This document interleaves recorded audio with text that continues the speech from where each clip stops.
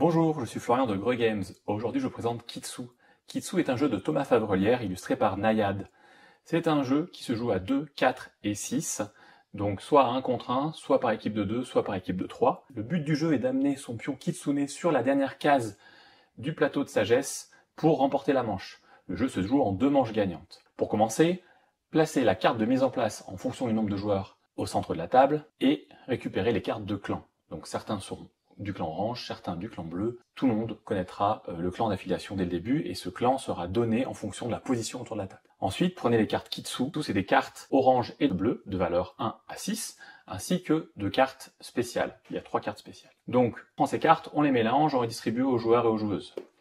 À partir de là, donc tout le monde prend connaissance de sa main et en commençant par la personne qui a le pion leader, on va jouer une carte. Donc on va faire un pli. Donc chaque personne joue à tour de rôle en sens horaire une carte. On n'est pas obligé de suivre la couleur, d'accord? On joue la carte que l'on souhaite. À la fin du pli, on compare le total des valeurs des cartes bleues et le total des valeurs des cartes oranges. Et le clan victorieux du pli, donc celui qui aura la plus grosse valeur, va avancer sur la piste de sagesse de la différence qu'il a avec la valeur de l'autre clan. Donc par exemple, dans notre cas ici, actuellement, orange va avancer de 2 cases sur le plateau sagesse. Si jamais, à la fin d'un pli, un clan avance de 4 cases ou plus, le clan adverse pourra récupérer un jeton de pouvoir et ils détermineront entre eux quelle personne dans l'équipe récupère ce jeton de pouvoir. Attention, il ne peut y avoir qu'un jeton de pouvoir par équipe.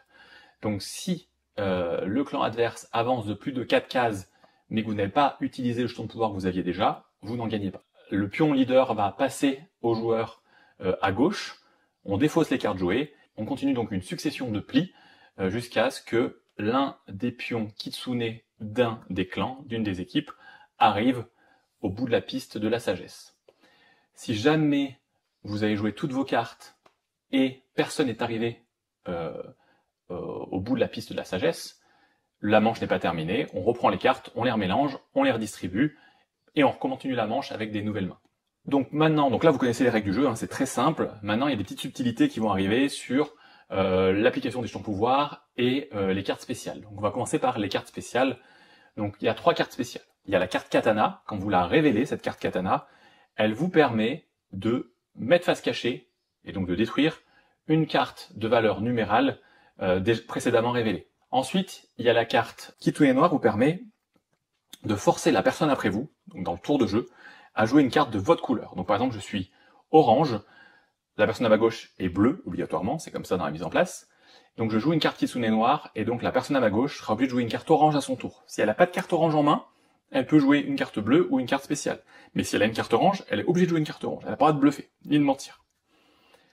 Ensuite, il y a la carte spéciale Kitsune Blanc. La carte Kitsune Blanc permet de faire un échange de couleurs. C'est-à-dire que quand vous jouez une carte Kitsune Blanc, les cartes bleues deviennent oranges, les cartes oranges deviennent bleues.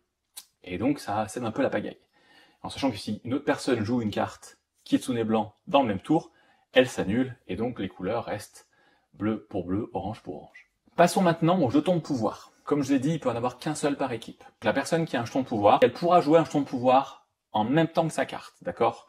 Elle n'a pas le droit de jouer son jeton de pouvoir en dehors de son tour. Qu'est-ce qu'on a comme effet? On a l'effet +3. Ce jeton de pouvoir est recto verso. Donc quand vous jouez une carte, vous placez soit le +3 côté bleu, soit le +3 côté orange, et donc il donnera une valeur de +3 au clan de la couleur indiquée. Bien sûr, le +3 peut être impacté par un changement de couleur par le Kitsune Blanc. Ensuite, il y a un jeton de pouvoir qui a le même pouvoir que le Kitsune Blanc, c'est-à-dire que ce jeton de pouvoir inverse les couleurs. Ensuite, il y a ce jeton de pouvoir qui vous permet de geler le pli. Pour faire simple, à la fin du pli, peu importe qui le remporte, personne n'avance. Vous avez ensuite ce jeton-là. Ce jeton vous permet de récupérer une carte dans le dernier pli réalisé. Vous avez également ce jeton qui vous permet de jouer une carte face cachée. Donc vous prenez votre carte, vous la posez face cachée devant vous, vous posez le jeton à côté pour montrer que c'est l'effet de votre jeton de pouvoir, et cette carte face cachée, elle est protégée de tout jusqu'à sa révélation en fin de pli. Voilà, vous connaissez les règles de Kitsu. Si vous avez des questions, n'hésitez pas à les poser en commentaire, j'y répondrai avec grand plaisir. Je vous souhaite de belles parties, profitez bien, et à bientôt. Salut!